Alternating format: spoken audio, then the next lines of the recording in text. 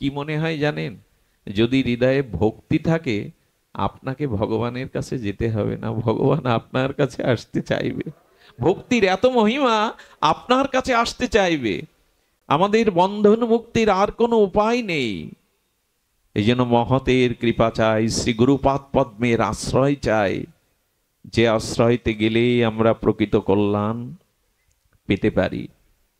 সুধীজন, এই জন্য শাস্ত্রে বলেছেন গুরুপাদ পদ্ম আশ্রয় হলো ভজনের প্রথম দুয়ার। যদি ভাব রাজ্যে, প্রেম রাজ্যে, স্বরূপ রাজ্যে, যদি লীলা রাজ্যে প্রবেশ করতে চাও, তার প্রথম দুয়ারই হলো শ্রী গুরুপাদ পদ্ম আশ্রয়। সুধীজন, আজ আমাদের সামান্য আলোচনার বিষয় নিরোধ লীলা। এই প্রসঙ্গে নিরোধ কাকে বলে? নিরোধ অর্থাৎ বাসনা মুক্তি।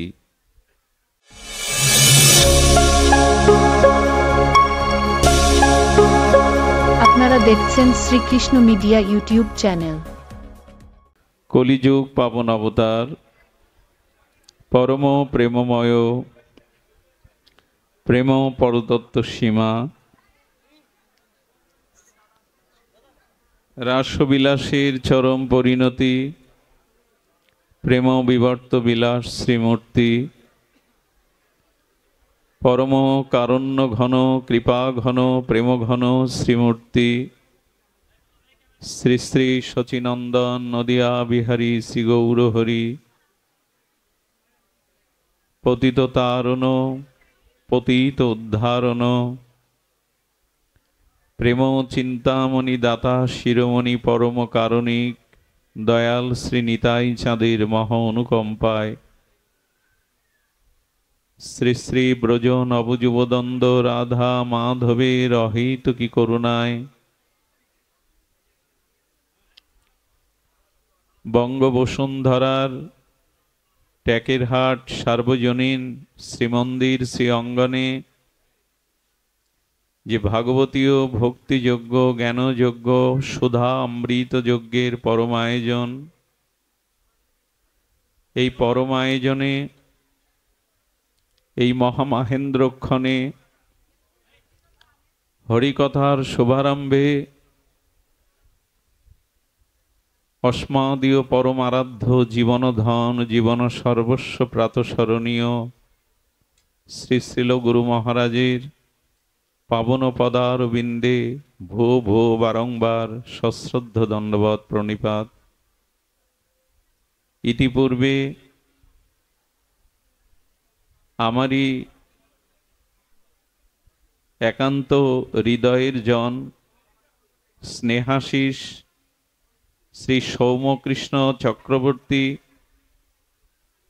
তৃতীয় দিবসীয় হরিকথায় তিনি আপনাদের ভাগবতী সিদ্ধান্ত রস আস্বাদন জানিয়েছেন, বা ইতিপূর্বে যে সকল ভাগবত আচার্যবৃন্দ ব্যাসাসন অলঙ্কৃত করে হরিকথা সুধা অমৃত সিঞ্চন করেছেন, সেই সকল ভাগবত আচার্যদের ফেলালব উচ্ছিষ্ট কণা আর প্রসাদী করে সমাগত গৌড়ীয় আচার্য কুলতিলক, ভাগবত আচার্যজন, সংকীর্তন রসজ্ঞ, পরম ভাগবতীয় সাধুজন, মহন্তজন, সুধীজন, মান্যজন, শ্রদ্ধাশীলা, ধর্মশীলা, কল্যাণিয়া, দেবীমূর্তি, ধর্মমূর্তি, মাতৃগণ, সকল ভক্ত চরণে দিন অতিদিনে সশ্রদ্ধ দণ্ডবৎ প্রণতি।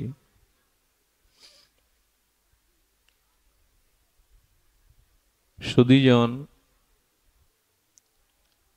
আজ আমাদের সামান্য আলোচনার বিষয় নিরোধ লীলা। এই প্রসঙ্গে নিরোধ কাকে বলে? নিরোধ অর্থাৎ বাসনা মুক্তি। নিরোধ অর্থাৎ আমাদের এই জন্ম মৃত্যু জরা ব্যাধির যে ভববন্ধন, এই বন্ধন মুক্তির নামই নিরোধ লীলা। এই জরা মৃত্যুময় প্রারব্ধময় কর্মফলময় এই দুঃখালয় অসাৎসাতলয় এই মৃত্যুপুরীতে যাতে পুনঃ পুনঃ কর্মফল জরাবেদী দুঃখ ভোগ করতে না হয়, এটি যাতে ভববন্ধন মুক্ত হওয়া যায়, এরই নাম নিরোধ লীলা। সেই নিরোধের প্রথম সূত্র হলো যে মনের যে প্রবৃত্তি ভোগবাসনা মুক্ত হওয়া, তাকে আর সহজে হয়? অনন্ত অনন্ত জন্মের সংস্কারে বহির্মুখ মন কি কামনা শূন্য হতে পারে, চাওয়া পাওয়া শূন্য হতে পারে? যতদিন মনের এই প্রবৃত্তি ভোগবৃত্তি এই জগতের আত্মসুখ বাঞ্ছা আছে, ততদিন নিরোধ হবে না, যাওয়া আসা ফুরাবে না, কর্মফল নিষ্কৃতি হবে না। এই জন্য বলছেন জীবাশ্ম তত্ত্ব জিজ্ঞাসু, এই জন্ম মৃত্যু জরাব্যাধি থেকে মুক্তির জন্য তোমার প্রয়োজন তত্ত্ব জিজ্ঞাসা। জগৎকে জেনে, জগৎ সংসারকে জেনে, ইতিহাস ভূগোলকে জেনে তুমি ভববন্ধন মুক্তি পাবে না, নিরোধ হবে না তোমার এই পুনঃ পুনঃ জন্ম মৃত্যু চক্র। তোমাকে জানতে হবে তত্ত্ব। যতদিন তুমি তত্ত্ব জ্ঞাত না হচ্ছ, তত্ত্ব উপলব্ধি না করছো, ততদিন তোমার এই পুনঃ পুনঃ গতাগতি নিষ্কৃতি হবে না। তত্ত্ব জিজ্ঞাসা কাকে বলে? তত্ত্ব তাকেই বলে ব্যক্তি বস্তু পরিস্থিতি ঘটনা বিশ্ব সব ধ্বংস হওয়ার পরে, মহাপ্রলয়ে কবলিত হওয়ার পরেও যা নিত্য শাশ্বত বর্তমান থাকে, তার নাম তত্ত্ব। এই অনন্ত বিশ্ব ব্রহ্মাণ্ডের যা কিছু বস্তু নিচয় যেদিন মহাপ্রলয়ে ধ্বংস হবে, কবলিত হবে কালের দ্বারা, থাকবে শুধু এক ও অদ্বিতীয় যে শক্তি, তারই নাম তত্ত্ব। আর এই তত্ত্ববস্তু একমাত্র স্বয়ং ভগবান, তত্ত্ববস্তু একমাত্র ভগবান কৃষ্ণ। ছিল না, থাকবেও না। সবকিছুর অবশেষের পরে যেটি থাকবে তত্ত্ববস্তু স্বয়ং ভগবান। সেই তাকে জানার নামই তত্ত্ব জানা। শ্রী ভগবানকে তত্ত্ব তো জানার নাম, তত্ত্বকে জানা। এই তত্ত্ব না জানলে আমরা এই নিরোধ লীলাতে পৌঁছাতে পারবো না, মনের বাসনা শূন্য হতে পারবো না। দেখুন, দুগ্ধ দিয়ে প্রদীপ প্রজ্বলন করা যাবে তো? দুগ্ধ দিয়ে প্রদীপ প্রজ্বলন করা যাবে? সে 2 মণ 4 মণ যার ঢালুন, ও দিয়ে প্রদীপ জ্বালানো। কিন্তু 2 কেজি খাঁটি গোদুগ্ধ থেকে পরিক্রিয়াজাত করে ঘি করুন, ঘি করলে কি হবে? তখন প্রদীপ জ্বালানো। অথচ 2 মণ দুগ্ধে প্রদীপ জ্বালানো যাবে না। কিন্তু দুগ্ধের মধ্যে, দুগ্ধের প্রতি পরমাণুতে ঘি আছে। ওটা অম্লযোগে ঘোল করে মন্থন ক্রিয়া দ্বারা যখন মাখন উঠবে উৎকৃষ্ট, সেই মাখনটি সামান্য অগ্নি তাপ দিলেই দেব আয়ু বর্ধনাং ঘৃত হবে। দুধের প্রতি পরমাণুতে বিন্দুতে ঘি তত্ত্ব আছে, কিন্তু দুধ দিয়ে প্রদীপ প্রজ্বলন করা যাবে না। দুধ থেকে পরিক্রিয়াজাত করে ঘৃত তৈরি করে প্রদীপে জিলে জ্বলবে। তেমন এই বিশ্ব সংসারের মধ্যে তত্ত্ব আছে। সদ্গুরুর কৃপায়, শাস্ত্র মহাজনের আনুগত্যে যদি ভজন সাধনের দ্বারা সেই দুগ্ধ হতে যেমন ঘৃতকে পরিক্রিয়াজাত করে প্রাপ্ত হওয়া, তেমনি সাধন ভজন মহৎ কৃপা সাপেক্ষ সাধন ভজনের দ্বারা, তত্ত্ব জিজ্ঞাসার দ্বারা যদি আপনি সেই তত্ত্বকে জেনে যান, তখন আপনার জীবনে প্রেমের প্রদীপ, ভক্তির প্রদীপ জ্বলে উঠবে। তখনই অন্ধকার দূর হবে। দুগ্ধ দিয়ে প্রদীপ জ্বালানো যাবে না, কোনোদিন তা যায়ও না। এই জন্য শাস্ত্রে বলেছে, মন যতদিন শুদ্ধ না হচ্ছে, ততদিন শ্রী ভগবানের নাম রূপ লীলাতে ভজনে মনের আবেশ আসবে না। মন যতদিন বাসনা শূন্য, কামনা শূন্য, শান্ত স্বভাবে না পরিণত হচ্ছে, ততদিন সেই মন ভগবত চিন্তন করতে পারে না, প্রেম ভক্তির আশ্রয় সে যেতে পারে না। কিন্তু মন বাসনা শূন্য হবে কি করে, সেই প্রসঙ্গেই আমাদের জানতে হবে।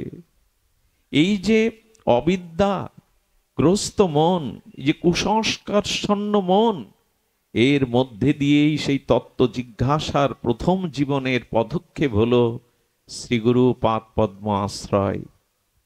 শুদ্ধ সদ্গুরুর চরণাশ্রয় করলেই আমাদের ভিতরে কি হবে জানেন? জাগৃতি আসবে।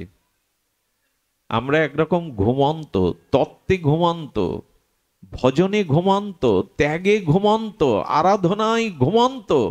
আমরা বিষয়ে ব্যস্ত, বিষয়ে জাগ্রত, কামনায় জাগ্রত, বাসনায় জাগ্রত। সেই বাসনা কামনা জাগ্রত অবস্থা থেকে আমাকে ভজনে, উপলব্ধিতে, তত্ত্বে জাগৃতি হতে গেলে শ্রীগুরু চরণ আশ্রয় দরকার। কেমন জানেন? যখনই আপনি সদ্গুরুদেবের চরণে নিজেকে আত্মসমর্পণ করলেন, তখনই কি হলো জানেন? গুরু আপনাকে জাগিয়ে দেবে। গুরু আর কি করবে জানি না, তবে আপনার জাগৃতি ঘটবে, জাগরণ ঘটবে। কেমন জানেন? মা পাখিটি তার ওই যে ডিমগুলো দেখবেন ধ্যানের দ্বারা তা দিতে থাকে। এ দৃশ্য আমরা গ্রাম বাংলায় দেখেছি। ছোট ছোট ডিম্বাশয়গুলোকে মা তা দেয় গভীর মনোযোগে, লাল যোগীদের মতো চোখে, আর ওইখানে তাপ দিতে থাকে। তাপটা এই কারণে দেয়, তাপ দিতে দিতে দিতে দিতে ওই ডিম্বাণুগুলো প্রস্ফুটিত হয়ে তার থেকে পাখি শাবক বেরোয়। শাবকের ওখান থেকেই উৎপত্তি বা প্রকাশ ঘটে। আচ্ছা, মা তা দিতে দিতে একটা ডিম্বাশয় যদি বাইরে গিয়ে পড়ে, তাতে যদি মায়ের তাপ না থাকে, তার থেকে শাবক প্রকাশ হবে কি? কি অদ্ভুত দেখুন, মা বসে বসে ধ্যানের দ্বারা তাপ দেয়, আর সেই তাপের এমন মহিমায় ওই ছোট্ট ডিম্বাণু থেকে পাখির শাবকটি প্রকাশ হয়, জগতে প্রকাশ হয়।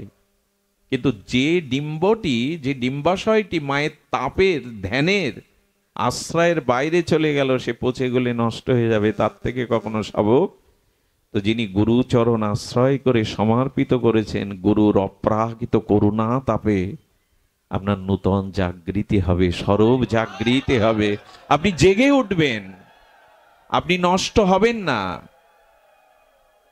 আপনাকে কেউ নষ্ট করতে পারবে না। এই জন্য আরেকটি দৃষ্টান্ত ছিল গুরু মহারাজ দিয়েছেন, তার অমৃত হরিকথা, অমৃত তত্ত্ব হরিকথার রসার্ণবে ডুবিয়েছেন। আপনারা কচ্ছপের কাছিম বা কচ্ছপের ইতিহাস জানেন? কচ্ছপ তার ডিমগুলো ডাঙাতে ওইখানে পাড়ে, আর ডাঙাতে ডিমগুলো একটু ধুলা দিয়ে ওলট পালট করে ঢেকে কচ্ছপটা নদীতে বা খালে বা নদীতে নেমে যায়। জলে নেমে গিয়ে কি করে, ওইখান থেকে তার মন, তার মনের সংবেদনতা ওই ডিমের প্রতি ধ্যান করতে থাকে। দূর থেকে খালে, নদীতে, পুষ্করণীতে থেকে ডাঙায় তোলা সেই ডিমটা যা আচ্ছাদন করে রেখেছে, ওখান থেকে ধ্যান করতে থাকে। ওই ধ্যানের একাগ্রতার তাপে ওই ডিমগুলো তাপ পেতে থাকে। এটা গল্প নয়, আমাদের বিজ্ঞান মঞ্জুষা বলেছেন এটা সত্য। কারণ ডিম তা না দিলে তার থেকে শাবক প্রকাশ হতে পারে না। কিন্তু কচ্ছপ ডিমগুলো রেখে নদীতে নেমে যায়, জলাশয়ে নেমে যায়, ওখান থেকে মনোসংযোগ দিয়ে ডিমগুলোকে ধ্যান করতে থাকে। আর ওই ধ্যানের তাপ, ধ্যানের ক্রিয়া, ধ্যানের প্রতিক্রিয়া, ধ্যানের শক্তি ওই ডিমগুলোকে একদিন প্রকাশ করে যায়। কচ্ছপ যদি মারা যায়, কচ্ছপ যদি ওই ডিমগুলো দূর থেকে ধ্যান না করে, তাহলে ওই কচ্ছপের ডিম থেকে কখনো বাচ্চা প্রকাশ হবে না। তেমনি যতদিন আপনি সদ্গুরুদেবের চরণাশ্রয় না করছেন, শ্রী গুরুদেবের করুণার দৃষ্টিতে না আসছেন, শ্রী গুরুদেবের কারুণ্য কৃপা ঘন করুণা আপনার প্রতি বর্ষিত না হচ্ছে, ততদিন আপনার জীবন স্বরূপে জাগতে পারে না, জীবন ধন্য হতে পারে না, কোনো কল্যাণই লাভ হতে পারে না। এই জন্য গুরু কৃপায় আমাদের বন্ধন মুক্তির উপায়, আমাদের বন্ধন মুক্তির আর কোনো উপায় নেই। এই জন্য মহতের কৃপা চাই, শ্রী গুরুপাদ পদ্মের আশ্রয় চাই, যে আশ্রয়তে গেলেই আমরা প্রকৃত কল্যাণ পেতে পারি। সুধীজন, এই জন্য শাস্ত্রে বলেছেন গুরুপাদ পদ্ম আশ্রয় হলো ভজনের প্রথম দুয়ার। যদি ভাব রাজ্যে, প্রেম রাজ্যে, স্বরূপ রাজ্যে, যদি লীলা রাজ্যে প্রবেশ করতে চাও, তার প্রথম দুয়ারই হলো শ্রী গুরুপাদ পদ্ম আশ্রয়। আর এই সদ্গুরুর কৃপা, এটির জন্য ভেতরে যদি পিপাসা থাকে, উৎকণ্ঠা থাকে, ব্যাকুলতা থাকে, তখনই আপনি সদ্গুরুদেব পেয়ে যাবেন। প্রক্ষিত মহারাজের চিত্তে জেগেছিল দুর্লভ গোবিন্দ চরণ প্রাপ্তির আকাঙ্ক্ষা। তাই রাজ মুকুট ত্যাগ করে, রাজ আভরণ ত্যাগ করে, রাজপথ ত্যাগ করে তিনি ভিখারি কাঙাল হয়ে গঙ্গা তীরে এসে বসে অপেক্ষা করছিলেন, কে সদ্গুরু রূপে, কে পরমহংস রূপে, কে মহৎ রূপে আমাকে দুর্লভ কৃষ্ণচরণ পাইয়ে দেবে। এই প্রতীক্ষা, হৃদয় থেকে ব্যাকুলতা, উৎকণ্ঠা, পিপাসা জাগাতেই তো বিনা নিমন্ত্রণে পরমহংস কুলতিলক রসাচার্য সুখদেব গোস্বামী এলেন। আমাদের পিপাসা আছে তো, ব্যাকুলতা আছে তো? যদি ব্যাকুলতা থাকে, পিপাসা থাকে, তবে সদ্গুরুর কাছে আপনাকে যাওয়া লাগবে না, সদ্গুরুই আপনার কাছে চলে আসবে। পিপাসা চাই, ব্যাকুলতা চাই। এটা পরীক্ষিত মহারাজের ছিল। সুখদেব গোস্বামী বিনা নিমন্ত্রণেই চলে এসেছিলেন। জীবের চিত্তে যখন ভগবৎ প্রাপ্তির, দুর্লভ গোবিন্দ চরণ প্রাপ্তির আকাঙ্ক্ষা জাগে, তৃষ্ণা জাগে, ব্যাকুলতা জাগে, তখনই সদ্গুরুদেব কৃপা করে তাকে করুণা করেন। তো আমাদের ব্যাকুলতা কই? সংসারের ব্যাকুলতা আছে, এ সংসারের চাওয়া পাওয়া, এই ব্যাকুলতা নিয়েই তো জীবন কাটালাম। সেই তত্ত্ব জিজ্ঞাসার জন্য কি বেঁচে আছি? দেখুন, কামনা বাসনা নিষ্কৃতি হয় না। যতই বলি আমরা, আমার চিত্ত থেকে, মন থেকে বাসনাকে আমি একেবারে নিষ্ক্রিয় করতে পারবো না, কিন্তু শাস্ত্র বলেছে লোহা দিয়ে লোহাকে কাটো। লোহা দিয়ে লোহাকে কাটো। আর এই বাসনা কামনা যদি জেগেই থাকে, তবে তার মোড় ঘুরিয়ে দাও। বাসনা তো থাকবেই। কেমন বাসনা? ফুল তুলবো, মালা গাঁথবো, পরাবো দোহার গলে, এ বাসনা থাকুক।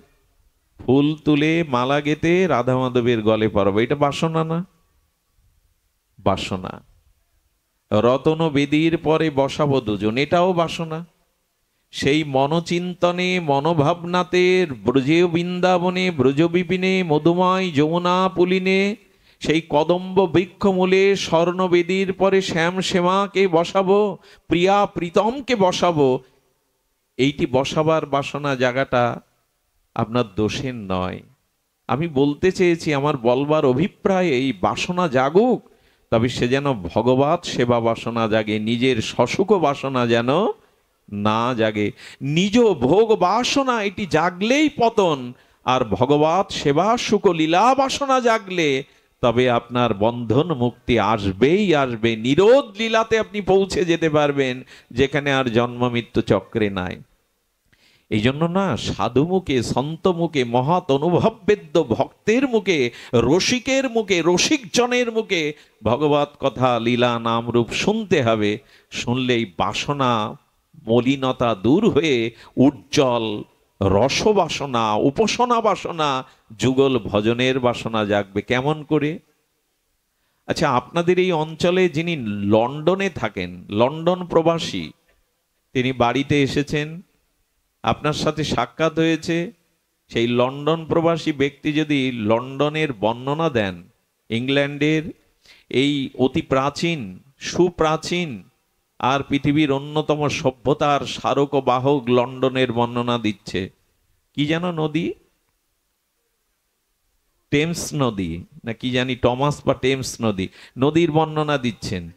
আর দিচ্ছেন শহরের আকাশচম্বী অট্টালিকার বর্ণনা দিচ্ছেন, সেখানে রোডের পরিপাটি, কেউ সেখানে একটি থুতুও ফেলায় না, আবর্জনা ফেলায় না। আচ্ছা, এইভাবে লন্ডনের বর্ণনা দিতে দিতে যখন আপনাকে শোনাচ্ছে, আপনার মনে লন্ডন শহরের একটা কল্পনা জাগবে না? জাগবে কিনা? যখন লন্ডনের বর্ণনাটা সাক্ষাৎ যিনি ওখানে থাকেন তিনি যদি আমাকে বর্ণনা দেন, নদীর বর্ণনা, শহরের বর্ণনা, আকাশচুম্বী অট্টালিকার বর্ণনা, আমার মনে লন্ডন শহর সম্পর্কে একটা কল্পনার তুলি আমি আঁকবো কিনা? তো যদি বাইরের পৃথিবীর পার্থিব জগতের কোনো শহরের বর্ণনা ওই শহরে যিনি থাকেন তিনি বর্ণনা করলে আমার হৃদয়ে লন্ডনের একটা কল্পনার ছবি আমি আঁকি, তবে রাধা মাধবের ভগবানের লীলা কথা শুনতে শুনতে আমার হৃদয়ে কেন জাগবে না সেই কল্পনার রাজ্য, সেই প্রেমের রাজ্য? এই জন্য শ্রবণ করো ভগবানের সেই নাম রূপ লীলা অনন্ত মাধুর্য। এটি শ্রবণ করতে করতে তোমার হৃদয়ে সেই ভাবনার কল্পনার জগৎ তৈরি হবে। তবে এটি কাল্পনিক কল্পনা নয়, ভগবানের ভাবনা, তার লীলা, তার ধাম ভাবনাটি এটি আমাদের কি করে? সাক্ষাৎ কল্পনা নয়, এটাকেই বাস্তব রূপ দিয়ে দেয়। একটু অর্ধেক কল্পনা না থাকলে ভজন করতে পারবেন না। কল্পনা মানে সাক্ষাৎ ভগবানের চিন্ময় লীলাকে আপনার হৃদয়ে আলপনা আঁকতে হবে, মনের অনুরাগের মাধুর্য দিয়ে, রং তুলি দিয়ে, চিত্তে ক্যানভাসে এই মনের ওপরে যেখানে কামনা বাসনার কদর্য কাদা লেগে আছে, আবর্জনা লেগে আছে, ওখানে সাধুমুখে হরিকথা লীলা কথা শুনতে শুনতে মনে রং তুলি দিয়ে, মাধুর্য দিয়ে রাধা মাধবের লীলাগুলো অঙ্কিত করুন। তাহলে যে ক্যানভাসে কামনা বাসনার ছবি ছিল ওখানে যুগলের ছবি ভেসে উঠবে, ওখানে মাধুর্যের ছবি ভেসে উঠবে। কিন্তু আমরা হৃদয়ে সেই মাধুর্যের কল্পনা করি কি, ভাবনা করি কি? একমাত্র সাধু সমাগমে, সাধু সঙ্গে ভগবানের নাম রূপ লীলা কথা রসিক জনের শ্রীমুখনির গলিত অনুভবের কথা শুনলে কেই আমাদের হৃদয় এটি জাগতে পারে, নচেৎ জাগবে না। এই জন্য শুনুন, শ্রবণ করুন, সদ্গুরুর কৃপা যারা পেয়েছেন সেই কৃপার দ্বারা শ্রবণ করুন। দেখুন আজকাল একটা প্রসঙ্গ উঠেছে, সন্ন্যাস নেব না গৃহে থাকবো। গৃহে থেকে এই বাসনা কামনা, রোগ শোক, জরা ব্যাধি, মৃত্যুর মধ্যে কি ভজন হয়? এই প্রবৃত্তিময় সংসার ত্যাগ করলেই বুঝি ভজন হবে। অনেক মায়েরা, আমি এও শুনেছি কানে, ছেলেদেরকে গীতা পাঠ করতে দেন না, কারণ গীতা ত্যাগ বৈরাগ্য বাণী দিয়ে ছেলেটা যদি সংসার ত্যাগ করে। গীতায় কি ভগবান সংসার ত্যাগের কথা বলেছেন? যদি তা বলতেন তাহলে অর্জুন ভগবানের বাণী শুনে গৃহী হতেন না, সংসার ত্যাগ করে চলে যেতেন। কিন্তু অর্জুন তো গৃহী, গারস্থই ছিলেন। ভগবানের বাণীকে যেন আমরা এরকম ব্যাখ্যা না করি। গৃহে থেকেই যদি ভাবোদয় হয়, গৃহের নানান কাজের মধ্যেও যদি ভগবত স্মরণ মনন হয়, আর যদি বিষয় আসক্তিকে, ফলাসক্তিকে, কর্তৃত্ব, অভিমান, আমিত্বকে ত্যাগ করে কৃষ্ণের সংসার ভেবে সংসারে থাকতে পারেন, তবে এখানে থেকেই প্রাপ্তি হয়, এখানে থেকেই চরণ প্রেম প্রাপ্তি, ভক্তি প্রাপ্তি হয়। এই জন্য সংসারে আমরা যারা গৃহী, গারস্থ অবলম্বন করে আছি, কোথাও যাওয়া লাগবে না, তবে তার কৌশলটা জানা চাই। আর এটি জানিয়ে দেন তত্ত্বজ্ঞেরা, শ্রী গুরুদেবেরা। একবার এক নবীন যুবক সংসারে প্রবেশের আগে বারবার চিন্তায় পড়ে গেছে, সংসার আমাকে বাঁধবে না তো, বন্ধনে আবদ্ধ করবে না তো। তিনি এর মীমাংসা করার জন্য যে গৃহী হবেন না সন্ন্যাস নেবেন, গেছেন সন্ত কুলতিলক, সন্ত শিরোমণি, আমাদের মুক্তিতীর্থ বারাণসী কাশীতে ভক্ত কবিরের কাছে। ভক্ত কবির ছিলেন সন্ত শিরোমণি। কবিরের কাছে জানতে গেছেন যে সংসারে থেকেই কি ভগবত প্রাপ্তি, প্রেম প্রাপ্তি, ভজন সম্ভব? এই সন্ত কবির এই আগন্তুক যুবককে দেখে তার হৃদয়ের ভাষা পড়েছেন। প্রশ্ন করার সাথে সাথে বলছে, তোমার উত্তর পরে পাবে, বসো। কিছুক্ষণ বসিয়ে রেখে বিরক্তি ঘটাচ্ছেন, বলেন আপনি আমার প্রশ্নের উত্তর দিন। বলেন উত্তর পাবে, তুমি বসো। কিছুক্ষণ পর ওনার সহধর্মীকে ডেকে বলছে, শুনছো, আরে অতিথি এসেছে দুয়ারে, দ্রুত একটু রান্না করে আমাদের কিছু প্রসাদ দাও। উনি দ্রুত ভেতরে আসলেন না, ওই এক আদেশেই রন্ধন ক্রিয়া দ্রুত সম্পন্ন করে সামনে যখন দিয়েছে, সেই প্রসাদটা একটু নিবেদন করে নিতে গিয়ে নবজাতক এই আগন্তুক যুবক দেখছে যে শাকে লবণই দেননি। মুখে দিয়েই উনি ওটা রেখে দিয়েছেন।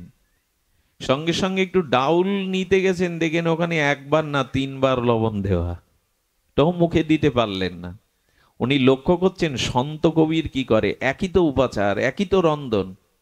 উনি মুখে দিয়ে দেখলেন তাড়াতাড়ি করতে বলেছি বিধায় উনি শাকে লবণ দেওয়ার মানে অবসর পাননি।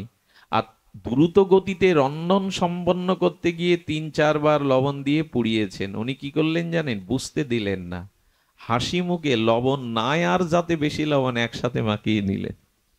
একসাথে মাখিয়ে নিয়ে ভগবানকে স্মরণ করতে করতে হাসি মুখে পেলেন। সঙ্গে সঙ্গে ভাবছেন ওনার আসলে অনুভূতি নেই।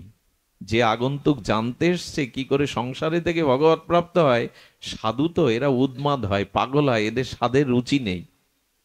কিছুক্ষণ পর সেবা করার পরে বলে, যুবক তুমি নিচ্ছ না বলে এটি কি পাওয়া যায়? আপনিও বা কি করে হাসি মুখে পেলেন?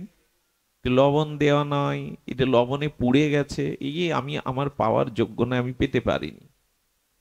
উনি বললেন তাহলে চলো উঠানে রৌদ্রে বসি। সেই রৌদ্রোজ্জ্বল দিবাকর দিনমণি আকাশে রৌদ্রের তাপে উনি গ্রন্থ খুলে বসেছেন, আর স্ত্রীকে ডেকে ডেকে বলছেন একটা লণ্ঠন নিয়ে এসো তো, আমি লণ্ঠনেই গ্রন্থ পড়বো। বেলা দুপুর, চোখের দৃষ্টিও কম না। গিন্নিকে বলার সাথে সাথে কোনো বিনা বাক্যে দিনের বেলায় দ্বীপ্রহরে লণ্ঠন জেনে উনি সামনে দিয়েছে, কোনো কথা নেই। এরপরে বলছেন নিশ্চয়ই উন্মাদ না হলে দিনের বেলায় কেউ লণ্ঠন জ্বালতে বলে? কার কাছে এসেছি? উন্মাদের কাছে। বাবা আপনি থাকুন আপনার জায়গায়, আমি চললাম। বললেন শোনো, তোমার উত্তর নিয়ে যাবে না? উত্তর নেওয়ার জন্যই তো আসছিলাম, কিন্তু আপনার পাগলামি দেখে এখন আর এখানে আমার থাকবার মন নেই। বললো শোনো, আমি উত্তরটা তোমাকে প্র্যাকটিক্যাল দিতে চেয়েছিলাম, হাতে কলমে। তুমি মনে হয় বুঝতে পারোনি। সংসারে থেকে যদি ভজন করতে চাও, ভগবত প্রাপ্তি চাও, শান্তি চাও, তবে এই দুটো জিনিস দেখো। ঘরে যে গৃহিণী আছে, ঘরণী আছে, সে কখনো কাজে ভুল করতে পারে, সবজিতে লবণ না দিতে পারে। যদি হাসি মুখে, ক্ষমার দৃষ্টিতে, প্রীতির দৃষ্টিতে ওটা হাসি মুখে পেতে পারো, তাকে কটু কথা না বলে, তবে জানবে সংসারে থেকে তোমার হবে, সংসারে থেকে তোমার হবে। কিছু মনে নেবেন না, চায়ে একটু চিনি বেশি দিলেই তো আমরা লঙ্কা বা দিয়ে ফেলি, কাণ্ড বা দিয়ে ফেলি। তরকারি যদি একটু মনের মতো না হয়েছে, গৃহিণীকে কি করি? সেটা আর এখানে না বলাই ভালো। এগুলো মেনে নিন। একটি মানুষ পরিপূর্ণ না, তাকে মেনে নিতে শিখুন। যদি কাউকে জীবনে গ্রহণ করেন, তার ভালো মন্দ দুটোই নেবেন, 16 আনায় নেবেন, না হলে সংসার করতে পারবেন না, উচ্ছন্নে যাবে।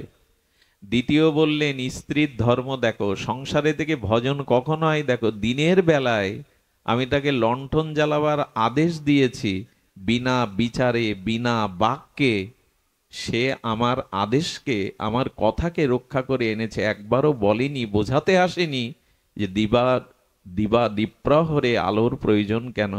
যদি এভাবে সমভাব ক্ষমাশীল হয়ে সংসারে থেকে একবার গোবিন্দ বলতে পারো, গৌর বলতে পারো, তবে সংসারে কৃপা হয়ে যাবে। আমরা সংসারে কেউ কাউকে সহ্য করতে পারি না, ক্ষুদ্র বিষয়েই আমাদের অস্থিরতা, আমাদের ধৈর্যহীনতা এখান থেকে ভাব আসতে দেয় না। আশ্চর্য হতে হয়।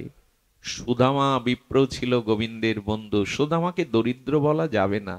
যার ভিতরে প্রেমধন আছে, কৃষ্ণ ভক্তি আছে, তাকে দরিদ্র বলা যাবে না। সুদামার স্ত্রীকে আমি বড় আবেগপ্রবণ হয়ে যাই। 20 বছর কোনো নতুন কাপড় দিতে পারিনি সুদামা। 5-6 জায়গায় ছেঁড়াটা সেলাই করে ওই ঘরের মধ্যে থাকতো। একদিনও প্রতিবাদ করেনি যে কার হাতে পড়েছি, জীবনটা নষ্ট করেছি, যে 20 বছরে একটা শাড়ি দিতে পারোনি।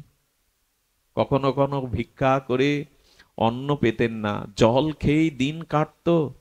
তবু স্বামীকে কখনো গরিব বলে, দরিদ্র বলে, অসহায় বলে আর তাকে কখনো গালি দেয়নি।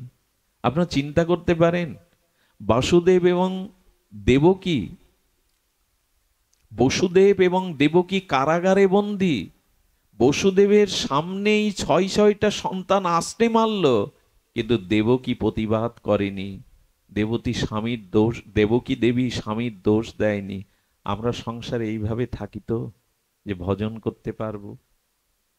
সংসারে থেকে যার ভাবোদয় হয় সেই সে সাধু। সংসারে থেকে যার ধৈর্য সহ্য ভাবোদয় হয় এই পরম সাধু। পরমহংস রামকৃষ্ণ বলতেন, সংসারের নানাবিধ যন্ত্রণা জ্বালা রোগ শোক সেরে যারা দিনন্তে সকাল সন্ধ্যা একবার ভগবানের নাম করতে পারে, চরণে আসতে পারে, তারাই আমার মতে বীর সাধক, তারাই আমার মতে বীর সাধক। সন্ন্যাসী ত্যাগীরা তো ভগবানকে ভজনা করবেই, তাদের তো জ্বালামালা সংসারের দায়িত্ব নাই। যারা 20 মণ পাথর ঠেলে গোবিন্দ বলতে পারে, এরাই তো শ্রেষ্ঠ ভক্ত। সংসারে থেকে যদি কারো ভগবানে ভাবোদয় হয়, তারাই তো শ্রেষ্ঠ ভক্ত। এই জন্য সংসারে যা পেয়েছেন, যেটুকু পেয়েছেন, মনের মতো না হলেও তাকে মেনে নিয়ে সংসার করুন। সুদামা বিপ্রের ঘরণী ব্রাহ্মণী একবারও সুদামাকে ছেঁড়া কাপড়ের জন্য দোষ দেয়নি। আজকে তো স্বামীর অভাব থাকলে, মনোমতো বস্তু না দিতে পারলে স্বামীকে দিনরাত খোঁটা দেয়। অনেকেই স্বামী পরিত্যাগ করে চলে যায় নিজের সুখের জন্য। এই জন্য সংসার করতে হলে, সংসারে ভাবোদয় আনতে গেলে, এখানে অভাব জরাব্যাধি থাকতে পারে, কিন্তু ভগবাদমুখী হয়ে সব মেনে নিন। ভগবাদমুখী হয়ে যদি সব মেনে নিতে পারেন, তখনই এই সংসারে থেকে বন্ধন মুক্তি আসবে আমাদের জীবনে। তখনই ভগবত প্রাপ্তির দুয়ার খুলে যাবে। চাই শুধু গোবিন্দমুখী হয়ে থাকা, চাই শুধু ধৈর্যশীল হয়ে থাকা, অনাচারকে পরিত্যাগ করে থাকা। এটুকু যদি করা যায়, আমরা গৃহে থেকে, স্ত্রী পুত্র কন্যা পরিজনের মধ্যে থেকেও ভগবানকে পেতে পারবো। কেন পাবো না? 3 পুত্র সঙ্গে নাচে সেন সেবানন্দ, পঞ্চপুত্র সঙ্গে নাচে রায় ভবানন্দ। এই দেখো সংসার কাকে বলে। 5 পুত্রকে নিয়ে ভবানন্দ গৌর সংকীর্তনে মেতেছে, সেন সেবানন্দ 3 ছেলে নিয়েই গৌর সংকীর্তন করছেন। 7 5 মিলে সংসারে ভজন করো, অনাচার ছেড়ে দাও, ধৈর্যশীল হয়ে সহনশীল হয়ে সংসারে ভজন করো। এই ভজনের মধ্যে দিয়েই আর তোমার কল্যাণ হবে, মঙ্গল হবে। সংসারে থেকে হয় না, কে বলেছে? জনাবাই আটা পেষণ করেন, যাতাত, সে সময় কলকারখানা ছিল না, গম মাড়াই করেন যাতাতে। আর কি করে জানেন? ওই যাতার পৃষ্ঠ আটা নিয়ে পুণ্ডরিক ভগবানকে ভোগ লাগান। ওই আটা নিয়ে নামদেবকে একটু মাদুকরি রুটি সবজি দিয়ে আসেন। তাই সাধু সেবা, ভগবত সেবার জন্য যখন যাতাটা মাড়াই করেন, গুনগুন করে সুর তুলে ভগবানের গুণকীর্তন করেন। আর সেই গুণকীর্তন এমন হৃদয় থেকে আসছে যে পুণ্ডরিক ভগবান গোবিন্দ আর বালক বেশে এসে যাতার পাশে এসে ওনার সঙ্গীত শুনতেন। উনি চোখ বন্ধ করে জনাবায় গম পেষণ করছেন, যাতাতে ঘড় ঘড় শব্দের মধ্যে গোবিন্দের গুণকীর্তন করছেন। গোবিন্দ সে শ্রোতা হয়ে বসে গেছে। আহা! যখন চোখ খুলেছে জনাবাই, দেখছেন তার প্রিয় পরম উপাস্য তত্ত্ব পুণ্ডরিক ভগবান সামনে বসে আছে। বলে, জনাবাই, তোমার মাধুর্য সুরলহরী শুনতে আমি এলাম, কিন্তু তোমার এই যে ঘর ঘর শব্দ, এতে তো সুর কানে বাধা হয়। বললেন, গোবিন্দ, তুমি যে সুর শুনতে, সঙ্গীত শুনতে, ভজন শুনতে এসেছো, কিন্তু শুধু তো ভজন গাইলে হবে না, ভোজনও দিতে হবে তোমায়। তাই ঘর ঘর বন্ধ করলে তো আর ভোজন দেওয়া যাবে না, শুনতে হয়। তুমি বসে শোনো। হাত এঁটে ধরে বলছেন কি, এক কাজ করো, তুমি তুমি আমাকে সঙ্গীত রসসুধায় সিক্ত করো, আর আমি তোমার হয়ে যাতাটা পেষণ করছি। অদ্ভুত ভক্তির। আমার মনে হয় কি জানেন, ফুলের মধ্যে, ফুলের বক্ষে যদি মধু সঞ্চিত হয়, তখন অলিকুলকে, ভ্রমরকুলকে, প্রজাপতিকে নিমন্ত্রণ করতে হয় না। হৃদয়ে যে ভক্তের বিশুদ্ধ প্রেম কণিকা মাত্র হৃদয়ে আছে, ওই প্রেম কণিকার ওই বিন্দু প্রেমের লোভে গোবিন্দ ছুটে আসেন তার দুয়ারে। এসে ঘর হোক, মন্দির হোক, ছুটে আসেন ভগবান ওইটুকু প্রেমের আস্বাদনের জন্য। প্রেম পরতত্ত্ব সীমা চলে আসেন ওই প্রেমের বিন্দু কণা আস্বাদনের জন্য, ছুটে বেড়ান তিনি আজও। জনাবাইকে বলছেন, আমি পেষণ করে দিচ্ছি, তুমি ভজন শোনাও। যেই গোবিন্দ ওই যাতা পেষণ করতে করতে শুনছেন, গোবিন্দের সমস্ত অঙ্গে আভরণ ছিল, অলংকার ছিল। সেই অলংকারগুলো যখন দুলছে, শব্দ হচ্ছে, জনাবাই বললেন, যাতার শব্দে তোমার ভজনে বিঘ্ন হচ্ছিল, রসভঙ্গ হচ্ছিল, এখন তো তোমার অলংকারগুলোর শব্দেই ভজনে বিঘ্ন হচ্ছে। গোবিন্দ এত লোভ তার ভক্তের হৃদয়ে ভক্তি পাওয়ার জন্য অলংকারগুলো খুলে যাতার পাশে রেখে দিয়েছে, বলে এবার ভজন করো, আর শব্দ হবে না। এমনি করেই প্রতিদিন ভজন শুনতে আসতো। জনাবাইয়ের এই ভজন ছিল, ওই যে একটু সেবা, ওই একটু তাকে হৃদয়ের মাধুর্য মিশিয়ে, অনুরাগ মিশিয়ে তাকে ভজন শোনানো। গহনাটা রেখে ভজন শুনতে শুনতে যখন মঙ্গল আরতির সময় হবে ভোরবেলা, তখন পুণ্ডরীক ভগবান বলছেন, তোমার গায়ের চাদরটা দাও, আমাকে চিনে ফেলবে। চাদরটাতে অঙ্গে ঢেকে শ্রীমন্দিরে চলে গেলেন। যেই মন্দিরে গিয়ে দাঁড়িয়েছেন, তড়ি ঘড়িতে চাদরটা আর খুলতে, ভগবানের কি ভুল হয় চাদর খুলতে? ইচ্ছা করে এই চাদরটা গায়ে ঝুড়িয়ে দাঁড়িয়েছেন। নামদেব যখন মঙ্গল আরতি করতে যাবে বলছেন, এই চাদরটা গায়ে কে পরালো? এই চাদর তো মন্দিরের নয়। হঠাৎ ওনার মনে পড়েছে, কারণ নামদেব প্রতিদিন নামদেবকে তো প্রসাদ দিতে আসতেন মাধুকরী জনাবাই, বলে তো জনাবাইয়ের গায়েরই চাদর, এখানে ওনার গায়ে উঠল কি করে? যেই চাদর দেখছেন, দেখতে দেখতে দেখছেন গোবিন্দ পুণ্ডরীক ভগবানের অঙ্গে কোনো অলংকার। উনি দ্রুত আরতি সমাপন করে মন্দিরে সবাইকে ডেকে বললেন, সেবকদের, গোবিন্দের অলংকার চুরি হয়ে গেছে। আচ্ছা, আপনারা আমায় বলুন তো, গোবিন্দর কি অলংকার আনতে ভুল হয়ে গেছিল? ভুল হয়নি। তিনি কৃপা করবেন বলে অলংকার রেখে চলে এসেছেন, তার ভুল হয় না। আসলে জনাবাইকে এই সংসারে আর তিনি রাখবেন না। ওই যে বললাম, নিরোধ লীলায় চলে গেছেন। সেই জনাবাই বৈষ্ণব সেবা, ঠাকুরের সেবা আর তার ভজন করতে করতে গোবিন্দ এত আত্মসাৎ করে নিয়েছেন, আর রাখবে না। সবই তার নিরোধ লীলা। নিজ স্বরূপ ধামে তারে চিরদিনের মতো নিয়ে নেবেন। নামদেব তখন চিন্তা করছে, জনাবাইয়ের চাদর গায়ে, অথচ অলংকার নেই। সবাই তখন বলছেন, এটা যদি জনাবাইয়ের গায়ের বস্ত্র হয়, জনাবাই চুরি করে নিয়ে গেছে, চলো তার আলয়ে, চলো তার গৃহে। জনাবাই, তোমার গায়ের চাদর পুণ্ডরীক ভগবানের গায়ে কে জড়িয়েছে? নীরব জনাবাই, কিছুই বলছেন না। বললেন, অলংকারগুলো চুরি হয়ে গেছে, তুমি কি কিছু বলতে পারো? কিছু না মনে করলে তোমার ঘরটা আজ আমরা একটু খুঁজে দেখব। দেখলো সেই যাতার পাশেই অলংকারগুলো পড়ে আছে। এটা করতে পারলে জনাবাই? কেউ তো জানে না যে ভগবানই এসে ওখানে খুলে রেখে গেছে জনাবাইয়ের হৃদয়ের প্রেম পাওয়ার জন্য। জনাবাই নীরব। একটা কথা বলি, এই ভক্তি রাজ্যে না প্রতিবাদ প্রতিরোধ নাই। আমাদের এই প্রেম রাজ্যে, ভক্তির রাজ্যে কখনো প্রতিবাদ প্রতিরোধ, কথা আবার ভুল ব্যাখ্যা করবেন না। ভরত দায়ী ছিল কি প্রভু রামচন্দ্রের বনবাস গমনে? দায়ী ছিল? কথা বলুন, দায়ী ছিল না। কিন্তু 14টা বছর সেই দায় নিজের মাথায় নিয়েছিলেন, আমি দোষী, আর কেউ দোষী না। ভক্তি রাজ্যটা এমন, তাকে কেউ যখন দোষ দিচ্ছে, জনাবাই নীরব হয়ে চোখের জল ফেলে বলছেন, তোমার যা ইচ্ছা মাধব, তোমার যা ইচ্ছা। সেই সময় জনাবাই মন্দিরের অলংকার চুরির দায়ে সেই সময়ের শাসক তাকে মৃত্যুদণ্ড দিলেন শুলে চড়িয়ে। তখন শুলের ব্যবস্থা। জনাবাই উঠছে শুলে, কিন্তু একবারও বলছে না এটা তার পুণ্ডরীক প্রিয় ভগবানই রেখে গেছে তার কাছে, তার দুয়ারে, তার ঘরে। একবারও বলছেন না। হরিনাম করতে করতে পুণ্ডরীকের হৃদয়ে ভাবতে ভাবতে শুলের উপরে উঠলেন। কিন্তু শুলে কি বসে? গোবিন্দ যেন পদ্ম ফুলের উপরে বসিয়ে বললেন, জনা, আর এই জগতে কষ্ট পেতে হবে না তোমাকে, আর এই মর জগতে তোমাকে আসতে হবে না। এসো, তোমাকে নিজের করে নেব বলে, স্বরূপ ধামে নিও বলে এই ব্যবস্থা করেছি আমি, তুমি চলে এসো। ভগবানের নাম করতে করতে জনাবাই চিরদিনের মতো গোবিন্দ চরণে পৌঁছে গেলেন।